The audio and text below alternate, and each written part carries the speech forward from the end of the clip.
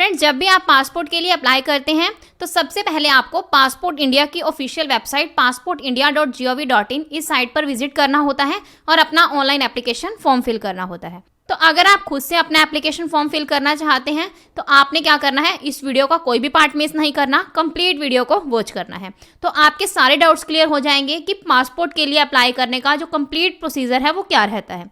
तो आज की वीडियो इसी टॉपिक के ऊपर रहने वाली है।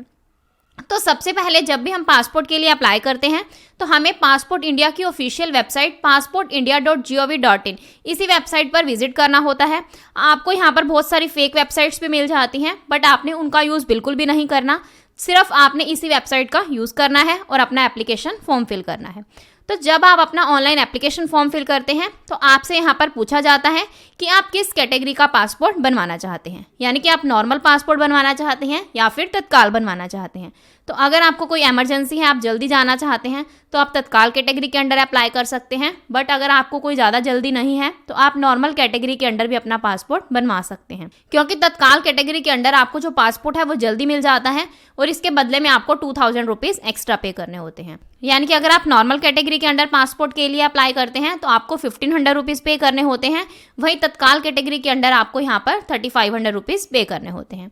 तो ये डिपेंड करता है कि आपको आपकी सिचुएशन क्या है तो आप किस टाइप के पासपोर्ट के लिए अप्लाई करना चाहते हैं। तो सबसे पहले आपने अपनी सारी डिटेल्स एंटर करनी होती हैं, जो भी डिटेल्स आपसे मांगी जाती हैं वो आपने सारी एंटर करनी होती हैं और एक अपॉइंटमेंट डेट और टाइमिंग बुक करना होता है और पासपोर्ट सेवा केंद्र विजिट करना होता है। यहाँ पर हमारे पास जो पासपोर्ट सेवा केंद्र हैं वो भी उनको भी एक्सटेंड कर दिया गया है, यानी कि यहाँ पर पोस्ट ऑफिस पासपोर्ट सेवा केंद्र को भी, यानी कि पोस्ट ऑफिस में भी आपको पासपोर्ट बनवाने की फैसिलिटी दे दी गई है।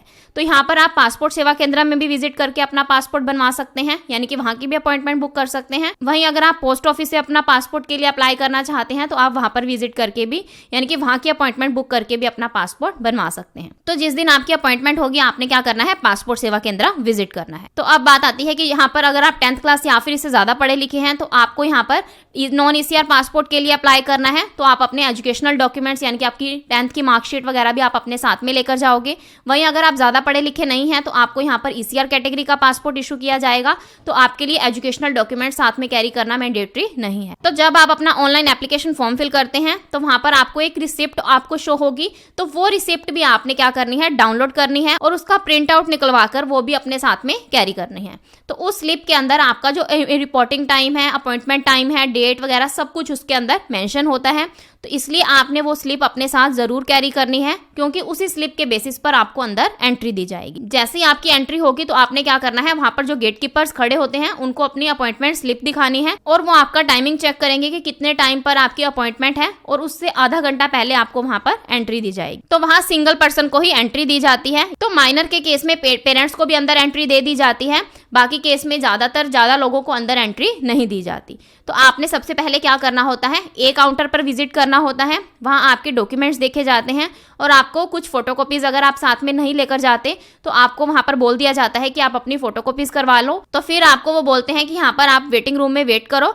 जैसे ही आपका नंबर आएगा वहाँ पर बहुत बड़ी बड़ी LEDs लगी होती हैं और वहाँ पर आपका जो एप्लीकेशन रिसिप्ट है उसके ऊपर वो एक नंबर मेंशन कर देते हैं और उन LEDs में आपने चेक करना होता है। जैसे ही आपकी टर्न आती है आपने वहाँ पर दूसरे काउंटर पर विजिट करना होता है। तो वहाँ पर आपके डॉक्यूमेंट्स को स्कैन किया जाएगा, यानी कि फर्स्ट काउंटर पे आपके डॉक्यूमेंट्स को ऑनलाइन अपलोड करते हैं वो अपने सिस्टम में, और वहाँ पर जो सेकंड काउंटर पे आप विजिट करोगे वहाँ आपके डॉक्यूमेंट्स को अच्छे से वेरीफाई किया जाएगा और स्कैन किया जाएगा। स्कैन करके देन आपको आपकी बायोमेट्रिक ली जाएगी, यानी कि आपकी फोटो, आपके फिंगरप्रिंट्स और डॉक्यूमेंट्स को अच्छे से वेरीफाई किया जाएगा। देन आपको नेक्स्ट काउंटर पर भेज दिया जाएगा, वहाँ पर भी आपके डॉक्यूमेंट्स को अच्छे से वेरीफाई किया जाएगा और फिर आपकी जो एक रिसिप्ट है वो जनरेट होगी और उस रिसिप्ट के ऊपर आपकी अपॉइंटमेंट से रिलेटेड सारी इंफॉर्मेशन मेंशन होगी कि आपके सारे डॉक्यूमेंट्स सही हैं या फिर नहीं हैं। यानी कि अगर उनको लगता है कि आपके किसी भी डॉक्यूमेंट्स में कोई मिस्टेक है तो वो आपकी फाइल वहीं पर होल्ड कर देते हैं और आपको एक नेक्स्ट अपॉइंटमेंट डेट देते हैं। फिर आपको नेक्स्ट अपॉइंटमेंट डेट जो वो सेट करेंगे उसी पर दोबारा से पासपोर्ट सेवा केंद्र विजिट करना होगा। बट अगर आपके सारे डॉक्यूमेंट्स बिल्कुल सही हैं, किसी भी डॉक्यूमेंट में किसी भी टाइप की कोई मिस्टेक नहीं है, तो आपकी जो फाइल है वो सक्सेसफुली सबमिट कर ली जाती है और आपको मैसेज भी सेंड कर दिया जाता है कि आपकी जो फाइल है पासपोर्ट से रिलेटेड वो यहाँ पर सक्सेसफुली सबमिट हो चुकी है। और नेक्स्ट यानी कि आपकी जो फाइल है वो एसपी ऑफिस में सेंड कर दी जाती है और वहाँ से जो जैसे ही आपकी फाइल अप्रूव हो जाती है तो आपके नियर बाय पुलिस स्टेशन में आपकी जो फाइल है वो सेंड कर दी जाती है। अब आपको पुलिस स्टेशन से कॉल आएगी या फिर पुलिसमैन आपके घर पर विजिट करेंगे और आपके डॉक्यूमेंट्स को वेरीफाई करेंगे। तो अगर आपसे वो कोई चार्ज मांगते हैं कि पुलिस वेरिफिकेशन के लिए आपको 500 रुपीज़ देने हैं, 1000 देने हैं, तो आपने ऐसा बिल्कुल भी नहीं करना, यानी कि आपने कोई चार्जेस नहीं देने। जो पुलिस वेरिफिकेशन है वो फ्री ऑफ कॉस्ट प्रोसेस है, तो यहाँ पर आपको कोई भी पैसा देने की ज़रूरत नहीं है। तो अगर आपके सारे डॉक्यूमेंट्स सही हैं तो आपकी जो फाइल है वो नेक्स्ट स्टेप यानी कि प्रिंटिंग के लिए सेंड कर दी जाती है। तो कुछ ही दिनों में आपका जो पासपोर्ट है वो प्रिंट होकर आपके घर के एड्रेस पर डिलीवर कर दिया जाता है। तो पहले क्या होता था कि आपका जो पासपोर्ट है जैसे ही वो रेडी हो जाता था और पोस्टमैन को डिलीवर किया जाता था तो उसके ऊपर आपका मोबाइल नंबर मेंशन होता था, बट अब आपका जो मोबाइल नंबर है वो वहां पर मेंशन नहीं होता।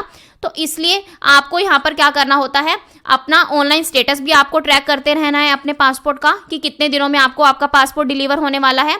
और आपने क्या करना है, पोस्ट ऑफिस में भी पता करते रहना है कि आपका जो पासपोर्ट है वो वहाँ पर आया है या नहीं आया। तो इन चीज़ों का भी आपने ध्यान रखना है, क्योंकि कई बार क्या होता है कि जो पोस्ट ऑफिस होता है वो आपको नहीं जानता और उसको नहीं पता चलता ये पासपोर्ट किसका है, तो वो वहीं पर पड़ा रह जाता है और आप सोचते हैं कि हमारा इतने दिन हो गए हमारा पासपोर्ट बनकर नहीं आया। तो आपने क्या करना है, तो आपको यहाँ पर पासपोर्ट सेवा केंद्र में जो स्लिप दी जाती है उसके ऊपर आपका एप्लीकेशन रेफरेंस नंबर मेंशन रहता है।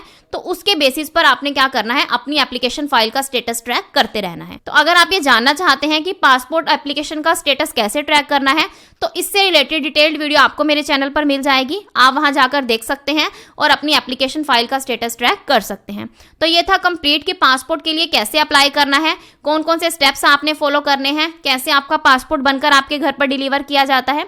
आई होप आपके सारे डाउट्स क्लियर होंगे। अगर आपको फिर भी कोई डाउट है तो आप कमेंट सेक्शन में पूछ सकते हैं। तो अगर आपको ये वीडियो जरा सी भी इंफॉर्मेटिव लगी हो तो प्लीज आपने इस वीडियो को लाइक करना है, शेयर करना है और मेरे चैनल को सब्सक्राइब करना है। Thanks for listening and thank you everyone.